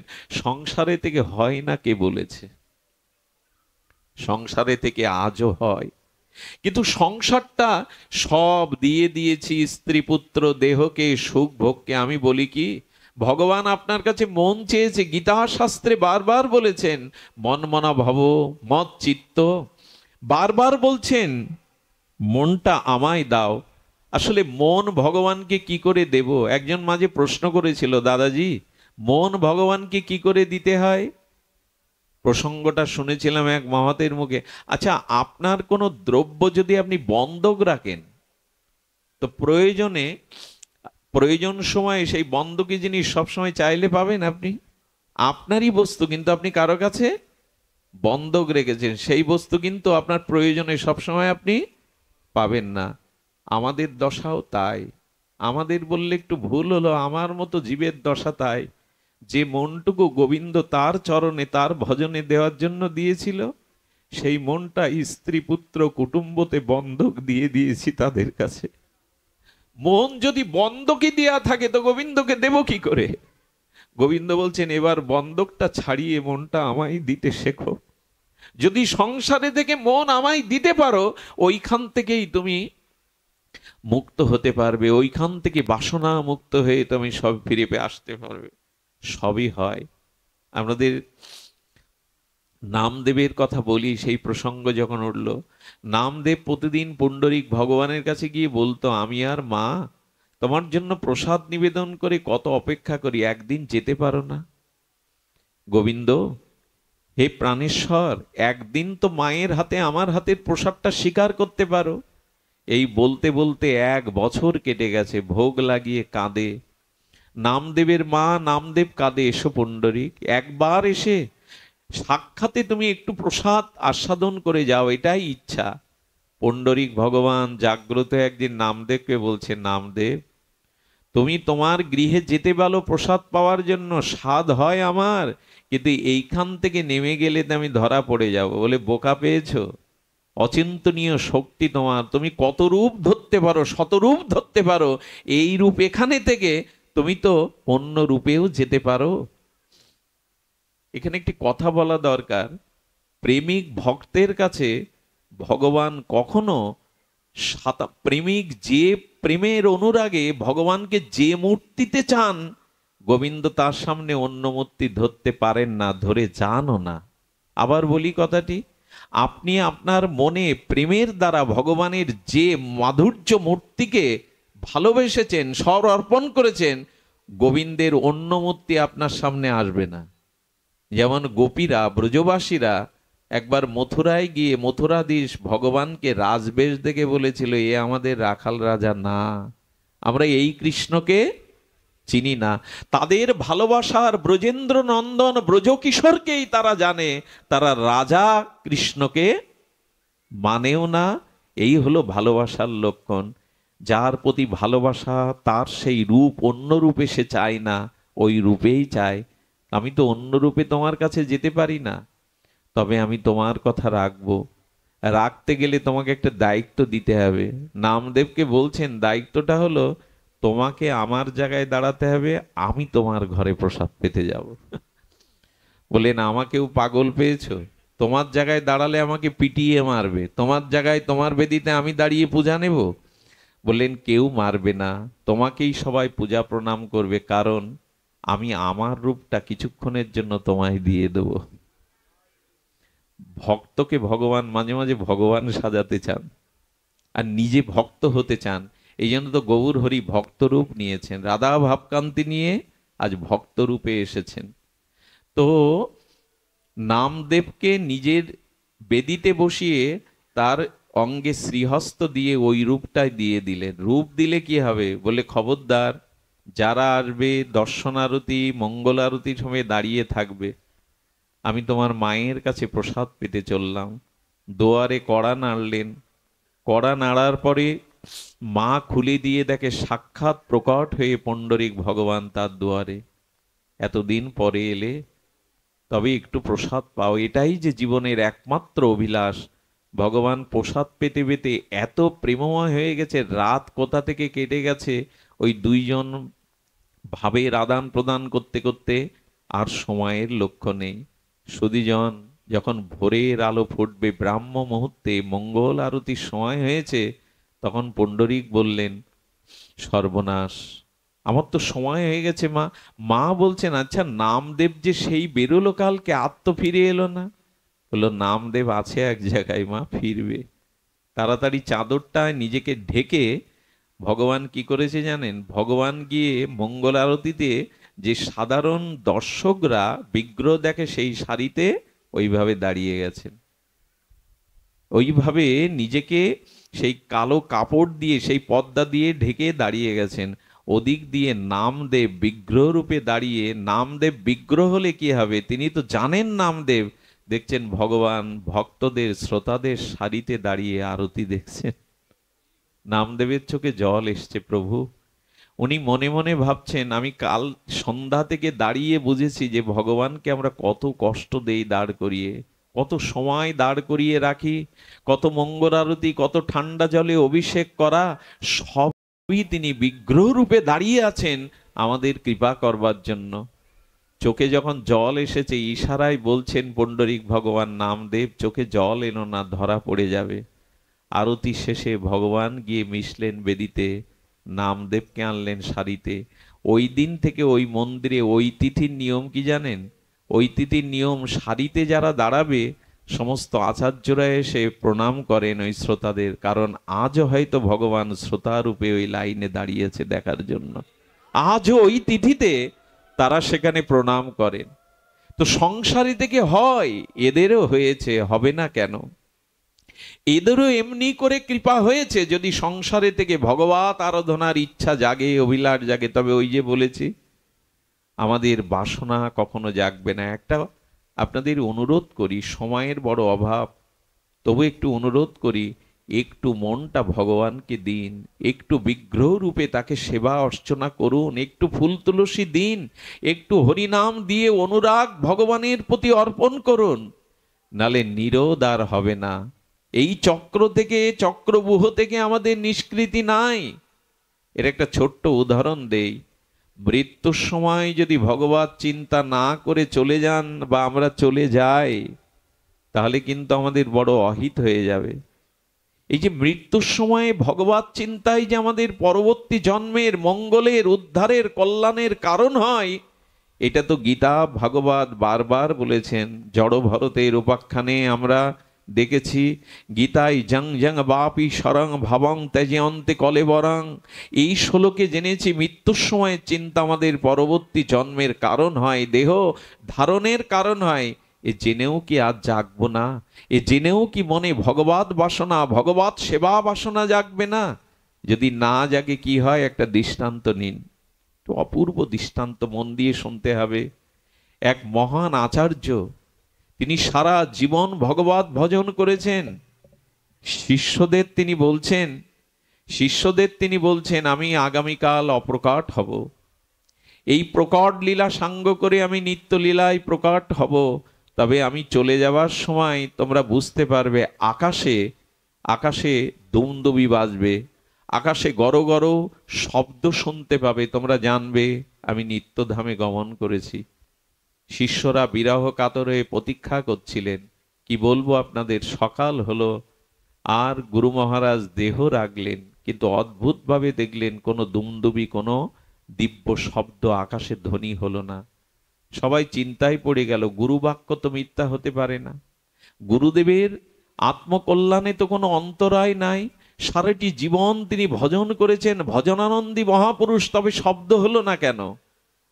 10 দিন বাদে তারই একজন আশ্রিত শিষ্য, তিনিও ধ্যানে নিমগ্ন ছিলেন, ধ্যান থেকে উত্থিত হয়ে এসে বললেন, গুরুদেবের এই শব্দ দিব্য দুমদুবি বাজেনি, একটি কারণ আছে, সেই কারণটা আমি তোমাদের বলবার জন্য ধ্যান ছেড়ে এসেছি, আপনারাও শুনুন। খুব মার্মিক ঘটনা, সত্য ঘটনা। গুরুদেব যেখানে দেহ ছেড়েছিলেন ভজন করতেন, ওটা বিল্ল বৃক্ষের তলে, একটা বেল বৃক্ষের তলে। উনি বলছেন ওই উপরের যে বড় বেলটা পরিপক্ক হয়ে রং ধরেছে, ওই বেলটা পেড়ে আনো। বেলটা পাড়া হলো, বেলটা ভাঙা হলো, ওর থেকে একটা বড় কীট বেরিয়ে ওখানেই মারা গেল। সঙ্গে সঙ্গে আকাশে দুমদুবি বাজলো, বজ্র নিনাদ শব্দ হতে লাগলো। কেউ কারণ বুঝতে না পেরে এই শিষ্যের চরণে পড়ে বললেন, আপনি বলুন এর রহস্য। বলে, উনি সারা জীবন ভজন করেছেন, কিন্তু মৃত্যুর সময় ওনার চোখটা ওই পরিপক্ক বেলের দিকে গিয়েছিল। ওই বেলের ভাবনাটা মৃত্যুর পূর্ব মুহূর্তে আসাতে উনি ওই কীট হয়ে বেলের মধ্যেই 10টা দিন কাটালেন। কিন্তু যেহেতু ভজন করেছেন, নিজের উদ্ধার করেছেন, তাই বেলটা ভাঙার সাথে সাথে, কীটটা পতন হওয়ার সাথে সাথে ওনার আত্মা, দিব্য আত্মা নিত্য ধামে গমন করলো। তাই আজ শব্দ হচ্ছে, তাই আজ নিনাদ হচ্ছে। আচ্ছা, এই ঘটনায় আমাদের উপলব্ধি কি হতে পারে বলুন তো? সারা জীবন ভগবত ভজন করে যদি বেলের চিন্তায় কীট হয়ে বেল আস্বাদনে থাকতে হয় 10 দিন, মৃত্যুর সময় আমাদের কি চিন্তা আসবে, আমাদের কি গতি হবে? এই জন্য অনুরোধ করব, এই সংসারে থেকেও ভগবত স্মরণ করুন। মনেরও স্মরণ প্রাণ। যদি মনে ভগবত স্মরণ না থাকে, তখন কিন্তু কাম, ক্রোধ, শৃগাল, কুকুর যেমন মৃত লাশকে কবলিত করে ওদের মাংসগুলো সবটাকে ছিঁড়ে ছিঁড়ে খায়, তেমনি যার হৃদয়ে ভগবত স্মরণ নেই, তার প্রাণই নেই, তার অস্তিত্ব নেই, তাকে দিনরাত কাম, ক্রোধ ছিঁড়ে ছিঁড়ে খাচ্ছে। এর থেকে বেরিয়ে আসুন, এর থেকে নিরোধে আসুন। আর সেটা একমাত্র উপায় ভগবত ভজন। ভগবত ভজন ব্যতীত আমাদের অন্য কোনো উপায় নাই। আমি যে শ্লোকটি উচ্চারণ করেছিলাম শুনুন তাহলে। এখানে বলা হয়েছে সায়ং ব্যাপ্তা স্থাপনশ্চ মূর্তায় দ্বিবিধা মতা। আচার্য বললেন ভগবানের মূর্তি, ভগবানের বিগ্রহ 2 প্রকার। ভগবানের বিগ্রহ, এটি বলেই আমরা বিশ্রাম রাখব। মূর্তয় দ্বিবিধা মতা।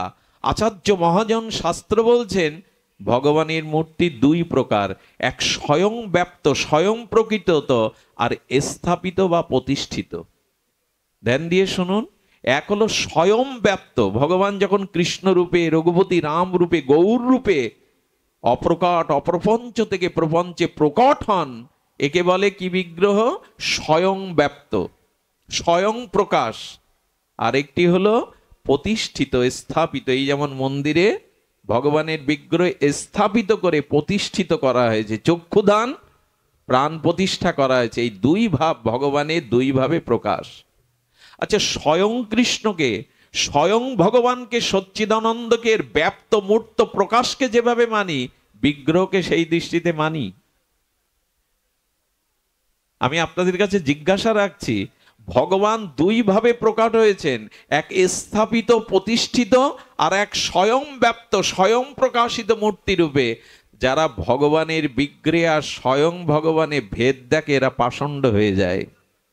যারা সাক্ষাৎ প্রতিষ্ঠিত, প্রাণ প্রতিষ্ঠিত, সেবা অর্চিত বিগ্রহকে আর স্বয়ং ভগবানকে ভেদ দেখে, এরা অপরাধী হয়, পাষণ্ড হয়।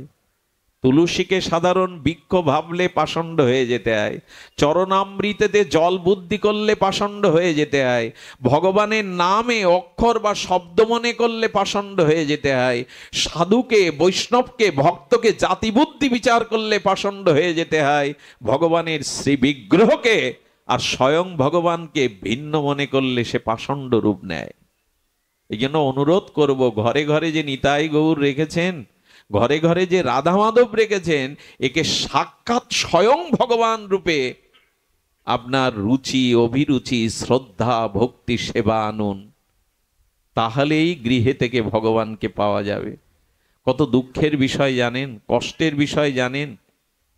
মানুষ বাজারে আসে, নিজেদের জন্য কত কিছু ক্রয় করে, অর্থাৎ শীতে ভগবানের জন্য একটা বস্ত্র জোটে না। এই তাপদাহ গরমের দিনে ভগবানের ওখানে কোনো পাখার ব্যবস্থা নেই, বাতাসের ব্যবস্থা নেই। এ কি স্বয়ং ভগবান রূপে গৃহে রেখেছেন তাকে? রাখতে হয়, যদি দায় সারা গোছের রাখেন, তাহলে গৃহে গৃহীদের কর্তব্য কি? শ্রীকৃষ্ণ অর্চন, বৈষ্ণব সেবন আর নিত্য নিরন্তর হরিনাম সংকীর্তন। এটা মহাপ্রভুর মন অনুমোদিত, এটাই আদেশ। যদি গৃহে হয়ে থাকো, গৃহে থেকেই ভগবান পেতে চাও, নিরোধ লীলাতে নিজের মুক্তি চাও, তবে গৃহে বিগ্রহ সেবা করো। গৃহে হরিনাম সময় পেলেই মালা নিয়ে বসো, আর মাঝে মাঝে বৈষ্ণব সেবা দাও। এটাই মহাপ্রভুর নির্দেশ। গৌড়ীয় বৈষ্ণবের এটাই হলো কৃষ্ণ প্রাপ্তির, ভক্তি প্রাপ্তির, সংসার মুক্তির, নিরোধের উপায়। কিন্তু করি কই আমরা? কিছু অপরাধ নেবেন না, ঘরের কোণে এক কোণে পড়ে রয়েছে অবহেলায়। বিগ্রহ রাখতে হয়, রাখা না, অষ্টা বিগ্রহ না, প্রাণ প্রতিষ্ঠা করা না, তার অভিষেক কিছুই করা না। এই বিগ্রহকে সাক্ষাৎ রূপে জানিয়েছেন আমাদের গোস্বামীগণ। আমি তার ছোট্ট একটি কথা আপনাদের একটু আস্বাদন করায়, অবাক হতে হয়। রূপ গোস্বামী মনে মনে ধ্যান করছেন অন্তর্লীলায় এই রসাচার্য জগৎগুরু, এই রূপানুগা ভজনের যিনি ভজন নিরন্তর করে চলেছেন। হঠাৎ তার নয়ন মনে গোবিন্দ মূর্তি, কিশোর মূর্তি ভেসে এলো। চোখ খুলেই দেখে একটা গাভীমা দাঁড়িয়ে। গাভীটাকে যেন রূপ গোস্বামীকে বলছেন, তুমি আমার পেছনে এসো। একটা টিলার উপরে উঠলেন গাভীমা। টিলার উপরে উঠে ধীরে ধীরে স্তন থেকে, গাভীর স্তন থেকে, বাট থেকে বিনা কোনো উদ্যোগে ধীরে ধীরে দুগ্ধের স্রোত বইছে। রূপ গোস্বামী এই অলৌকিক দৃশ্য দেখে গাভীমার পাশে গিয়ে দেখেন গাভীমা দুধ ঢালছেন বিগ্রহের উপরে। এই বৃন্দাবনে প্রকট বিগ্রহ ইনি হলেন গোবিন্দজি, রূপ গোস্বামীর গোবিন্দজি। এই গোবিন্দজি নিজেই প্রকট হয়েছেন। বৃন্দাবনের 7টি বিগ্রহ নিজে নিজেই প্রকট হয়েছেন, কেউ রূপ দেয়নি, কেউ মূর্তি গড়েনি। এই 7টি বিগ্রহ মদন মোহন, গোপীনাথ, গোবিন্দজি এবং আমাদের বাকি বিহারী, রাধা রমন, এগুলি নিজে নিজেই প্রকট হয়েছেন, কেউ প্রকট করেনি। এগুলো অদ্ভুত লাগে। ভগবান বিগ্রহ স্বরূপে, বিগ্রহ রূপে, অষ্টাবিগ্রহ রূপে প্রকট হলেন। রূপ গোস্বামী আর নয়ন ফেরাতে পারে না, জড়িয়ে ধরলেন তার গোবিন্দজিকে আর মন্দির প্রতিষ্ঠা করলেন, যা বিশ্বের ঐতিহ্যের ধারক বাহক আজকের বৃন্দাবনের গোবিন্দজির মন্দির। সেই গোবিন্দ মন্দির, গোবিন্দকে স্থাপন করে পূজা হতে লাগলো। শুধু ভক্তগণ দেশ দেশান্তরে থেকে সাক্ষাৎ গোবিন্দকে যে দেখতে এলে, রূপ গোস্বামীর প্রকট বিগ্রহ, রূপ গোস্বামীর আরাধনার অনুরাগের বিগ্রহ গোবিন্দজি। এই গোবিন্দজি যদি দেখতে চান বৃন্দাবনে পাবেন না। ঔরঙ্গজেবের আমলে 4 তালা ভেঙে দেয়া হয়, আর গোবিন্দজি নির্দেশ দেন আমাকে জয়পুরে রেখে আসো। আপনাদের অনুরোধ করি, যদি বৃন্দাবনে যান 80 কিলোমিটার বা 45 কিলোমিটার দূরে, ট্রেনে কয়েক ঘন্টা লাগবে, একবার গোবিন্দজিকে দেখতে আসবেন, একবার দেখে আসবেন নয়ন ভরে। সাক্ষাৎ প্রকটিত রূপ গোস্বামীর গোবিন্দজি আজও সমগ্র জয়পুরবাসীকে ধন্য করছেন, যারা তার চরণে যায়। এই জীবাধমের ভাগ্য হয়েছিল 2 বছর আগে গোবিন্দজির মন্দিরে যাওয়া। কি বলবো আপনাদের, পথের ক্লান্তিতে সন্ধ্যায় গিয়ে উপস্থিত হয়েছে আরতিতে। 15 থেকে 20,000 ভক্ত অফিস থেকে ফেরার পথে সওদা বাজার গাড়ি সব রাজপথে ফেলে দিয়েছে, কেউ স্পর্শ করবে না। 15 থেকে 20,000 লোক দাঁড়িয়ে গোবিন্দজির সাথে কথা বলছেন। কেউ হাত নাড়ছে, কেউ কাঁদছে, কেউ বাজি বাজনা বাজাচ্ছে, কেউ বা হাততালি দিচ্ছে, কেউ বা নয়নে নয়নে মিশিয়ে অভিন্ন হৃদয়ে মত বিনিময় করছে। ভক্ত দিদির তাকিয়ে মনে হলো আমি কত অসহায়, আমি কত অপদার্থ এদের মধ্যে। এরা বিগ্রহকে বিগ্রহ মনে করে না, সাক্ষাৎ গোবিন্দ দাঁড়িয়ে আছেন। কেউ কাঁদছে, কেউ হাসছে, কেউ বা তুলে ধরেছে তার মনের সংবেদনশীলতা। এভাবে বিগ্রহ দেখতে দেখতে দেখলাম 1 ঘন্টা কখন তারা কাটালো, কেউ যেন নয়ন সরাতে পারে না। একবার দেখে আসবেন। এই গোবিন্দজি পাওয়ার সাথে সাথে সনাতন গোস্বামীর কানে গেল কথাটি, রূপের কাছে গোবিন্দ প্রকট হয়েছেন গোবিন্দজি রূপে। সনাতন মনে মনে কি বলল জানেন?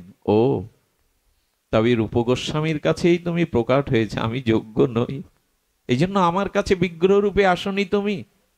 সনাতনের মনে যখন এই খেদ জাগলো, সেদিন কি হলো জানেন? সনাতন গোস্বামীর কথা একটু বলি। এই আচার্যদের আনুগত্য জীবনচরিত না শুনলে আমাদের ত্যাগ বৈরাগ্য আসবে না। 24 ঘন্টা দিন রাতের মধ্যে সনাতন ভজন করত 20 ঘন্টা। কয় ঘন্টা বাবা? 20 ঘন্টা। সেই অন্তর লীলা স্মরণে আর নামে 20 ঘন্টা কাটাতেন। পারবো তো? আজ যে 4 ঘন্টা থাকতো তাতে কি করতেন জানেন? গিরিরাজ গোবর্ধন পরিক্রমা দিতেন। মথুরায় গিয়ে মথুরাবাসিনী এক বৃদ্ধা মায়ের কাছে আটা ভিক্ষা করতেন। আটা মাধুকরীটা যমুনার জলে মিশিয়ে লবণ বিনা কান্ডা ঘুঁটেতে একটু তাপ দিয়ে ওইটুকু তিনি মদন মোহনকে দিয়ে পেতেন। 2 দণ্ড বিশ্রামে যেতেন 2-24 মিনিট।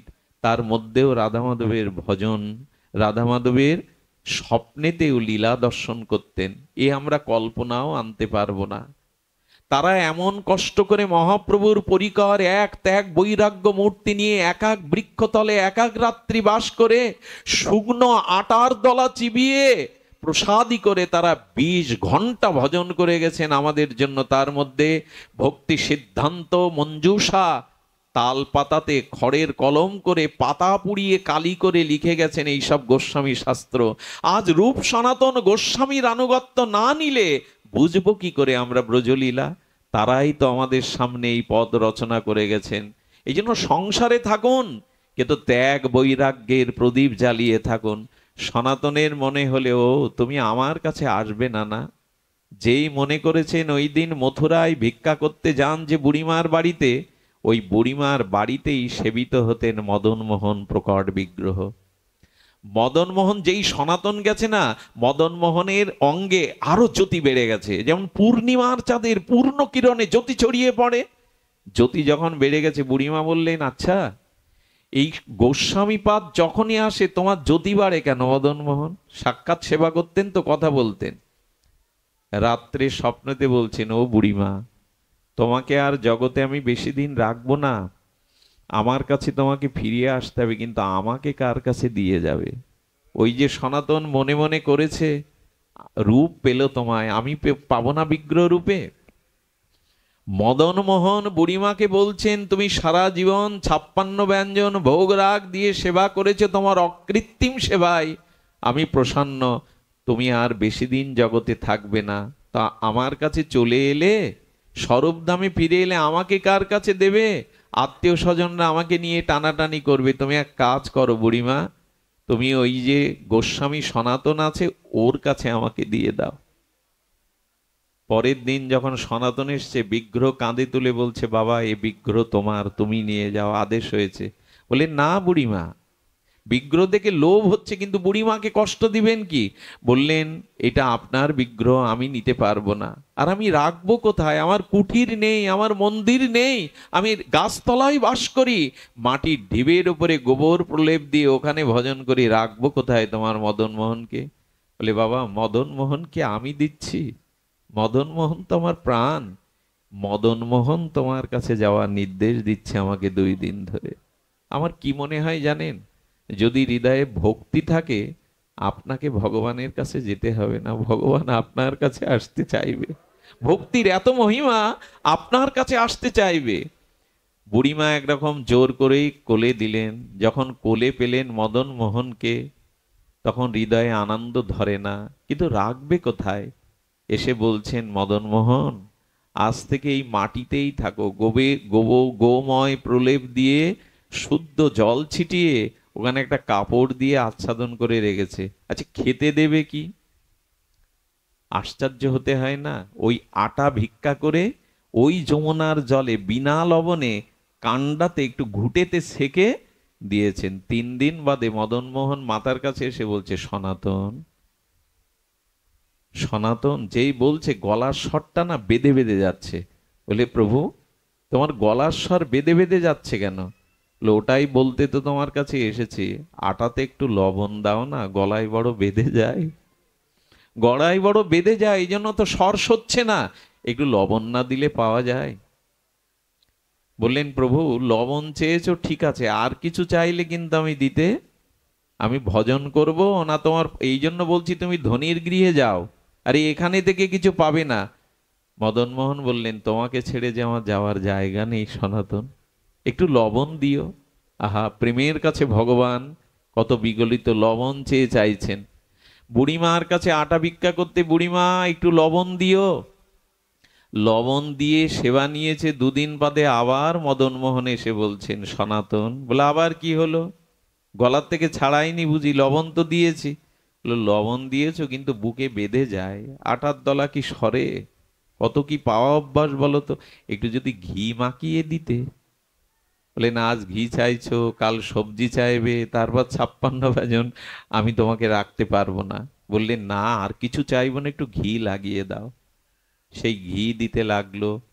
দিতে দিতে সেবা নিতে নিতে এইসব জোগাড় করবে না ভজন করবে, এই যখন বারবার বলছে, প্রভু আর কিছু চাইলে কিন্তু আমি তোমার ফরমেশ খাটতে পারবো না, ভজন করব মহাপ্রভুর এই লুপ্ততীর্থ ইদ্ধার গোস্বামী গ্রন্থ ভক্তি সিদ্ধান্ত আমি রচনা করব না তোমার সেবা করব।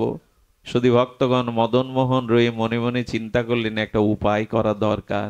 কি করলেন জানেন? দিল্লি থেকে এক সওদাগর বড় বাজরা মতো নৌকায় সওদা করতে আগ্রাতে আসছিলেন, আর ওই যমুনা, বৃন্দাবনের যমুনার বুক চিরে আগ্রাতে যেতে হতো। নৌকাটা সনাতন গোস্বামী যেখানে যমুনা পুলিনের তীরে ভজন করেন ওইখানে বালুর চড়াইতে নৌকাটা বেঁধে গেল। সওদাগর হায় হায় করছে, কাঁদছে। বৃন্দাবনে তখন জনশূন্য। ওই গোস্বামীগণ তাও তো তারা চোখ খোলেন না 20 ঘন্টা।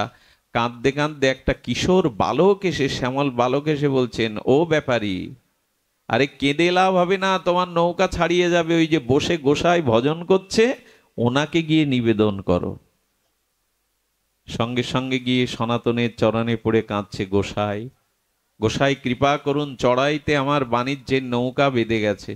সনাতন ওনার ক্রন্দন শুনে চোখ তাকিয়ে নৌকার দিকে যেই একবার তাকিয়েছে, নৌকাটা চড়াইতে সরে গেছে। বলে, এই শোনো, আমার কাছে আসবার কথা তোমাকে কে বলল? বলে, জানেন, একটা কিশোর মূর্তি না দাঁড়িয়ে আপনার কথাই বলল। বলে, কিশোর মূর্তি? এসো তো আমার সাথে। হাত ধরে নিয়ে গিয়ে মদন মোহনকে দেখিয়ে বলছে, দেখো তো। বলে, হ্যাঁ হ্যাঁ, এই তো সেই চোখ, এই তো সেই গায়ের রং। উনি গিয়েই তো বললেন, গোসাইকে বলো। বলে, তোমার কি ইচ্ছা আমি জানি না, তবে এভাবে আমার কাছে লোক এনো না। গোসাইকে একটু কিছু সেবার জন্য বারবার অনুরোধ করলো। ওই ব্যাপারীর 10 গুণ লাভ হলো সেইবার আগ্রাতে বিকিকিনি করে যাওয়ার সময়। আজকে যে সনাতনের টিলাটা ওইটাই উনি করে দিয়েছিলেন, একটু লবণ সবজির ব্যবস্থা যাতে শিকার হয়। ভগবান গ্রহণ করেছিলেন, কিন্তু নেমে এলো সেই দুর্যোগ। ব্রজ থেকে এক এক করে বিগ্রহ চলে যেতে লাগলো। মদন মোহনও চলে গেল জয়পুরের মহারাজের কাছে। মহারাজ প্রাণাধিক ভালোবাসেন গোবিন্দ গোপীনাথ আর আমাদের মদন মোহনকে। এই মদন মোহনকে এমন প্রাণ ঢালা সেবা করেন, রাজার অভিন্ন প্রাণ হয়ে গেছে গোবিন্দ গোপীনাথ মদন মোহন। সুধীবৃন্দ, রাজকন্যার বিবাহ হলো। কন্যা শ্বশুরালয়ে যাওয়ার সময় বলছে, বাবা, আমি তোমার কাছে সোনা দানা অলংকার কিছু উপাচার চাই না, মদন মোহনকে আমাকে দিতে হবে, মদন মোহনকে আমাকে দিতে হবে। বললেন, মা, আমি রাজা, আমার সব সম্পদ নিয়ে নে, আমার প্রাণ নিয়ে নে, কিন্তু মদন মোহনকে আমি দিতে পারবো না, ও যে আমার প্রাণ। কিন্তু একমাত্র রাজকন্যার অনুরোধে চোখের জলে সেদিন প্রাণাধিক প্রিয় মদন মোহনকে দিয়েছিল, আর মন্দির তৈরি করে দিয়েছিল। সেই মদন মোহন এখন বিরাজ করছে করলিতে, জয়পুরের অনতি দূরে করলিতে। এই রাজকন্যা যখন নিয়ে গেল মদন মোহনকে, রাজা মন্দির নির্মাণ করে দিল। সেই মন্দিরে সেবা পূজা হতে লাগলো। আর কালেখা নামের একজন মুসলিম, তিনি কি করতেন, ওই তাকে কর্মচারী রূপে বাইরে ঝাড়ু দেওয়ার কাজ তার জন্য দেয়া হয়েছিল। কি বলবো আপনাদের, প্রেম কি কোনো জাত মানে? প্রেম কি কোনো সম্প্রদায় মানে? উনি ঝাড়ু দিতে দিতে মাঝে মাঝে মদন মোহনের দিকে বহু দূর থেকে তাকাতেন। এই তাকাতে তাকাতে মদন মোহনের প্রতি, তার রূপের প্রতি, মাধুর্যের প্রতি প্রেম এসে গেল। তার বেগম বলল, ওইখানে পড়ে থাকো, এই জন্য ওপরালা সন্তুষ্ট নয়, আমাদের কোনো সন্তান দেয়নি। গালি দিত মদন মোহনকে। একদিন রাতের অন্ধকারে মদন মোহনের মন্দিরে অনতি দূরে দাঁড়িয়ে বলল, আমার তো প্রবেশ অধিকার নাই, তবে শোনো মদন মোহন, আমাকে কেউ গালি দিলে আমি মেনে নিতে পারি, কিন্তু তোমাকে কেউ কিছু বললে, এই দেখুন ভালোবাসার লক্ষণ, যে যাকে ভালোবাসে তার কোনো অপমান সে মেনে নিতে পারে না। মদন মোহন, আমি তো অন্য স্বজাতি, আমার চাইবার অধিকার নেই, তবে তোমাকে জানাচ্ছি, তোমাকে গালি দিলে আমি কিন্তু সংসার সব কিছু উচ্ছন্নে যাবে, তবে এই গালি নিবারণের জন্য তুমি পারো না একটা সন্তান দিতে? কি বলবো আপনাদের, ওই বছরই কালেখার স্ত্রী গর্ভবতী হলো। তখনই কালেখার স্ত্রী মেনে নিয়েছিল। ভক্তমাল চরিত্র বলছে, না, তুমি যাকে ভালোবাসো তার মহিমা আছে, তার মহিমা আছে। সন্তান পেল শশীকলার ন্যায়, 5 বছর 6 বছর বয়স হতো। আর মদন মোহনকে আর গালি দিত না, নয়ন ভরে মদন মোহনের আঙিনা ঝাড়ু দিত কালেখা। ছেলেটাকে সর্পাঘাত হলো, মারা গেল। কালেখার প্রতি অভিমানে সবাই গ্রামবাসী বলতে লাগলো, হিন্দুদের দেবতাকে ভালোবেসেছে, ওইখানেই চাকরি করে, ওখানেই ঝাড়ু দেয়, এই রোষে ছেলে মারা গেছে। আবার মদন মোহনের কলঙ্ক। ছেলেটাকে চরণে নিয়ে কালেখা দূর থেকে বলছেন, তোমার সামনে যাওয়ার অধিকার নেই, পারো না, তুমি পারো না। এদের কলঙ্ক ঘুচিয়ে দিতে, এদের মুখে জবাব দিতে। দাও না মদন মোহন, দাও, এই ছেলেটাকে প্রাণ ফিরিয়ে জানিয়ে দাও তুমি জাগ্রত, তুমি পাষাণ নও, তুমি প্রতিমা নও, তুমি কৃপাময়, জানিয়ে দাও। যেই না বলেছে, মদন মোহনের চোখ থেকে একটা দিব্য দৃষ্টি এসে ছেলেটার বুকে প্রবেশ করলো। সঙ্গে সঙ্গে ছেলেটা জেগে উঠল, প্রাণ ফিরে পেল। সকলে বলতে লাগলো, মদন মোহন সাধারণ নয়, মদন মোহন সাক্ষাৎ বিগ্রহ। আর স্ত্রীর কাছে সেদিন হাত জোড় করে কালেখা বলেছিল, ওগো আর বাধা দেবে না তো, আমার মদন মোহনের কাছে দেখতে আর তার সেবা করতে বাধা দেবে না তো। শুনলে অবাক হবেন, জীবনের শেষ দিন পর্যন্ত কালেখা এই মদন মোহনের সেবা করতে করতে ওখানেই প্রাণ ত্যাগ করে তিনি নিত্যধামে গমন করেন। বিগ্রহ প্রেম চাই, বিগ্রহ সেবা চাই।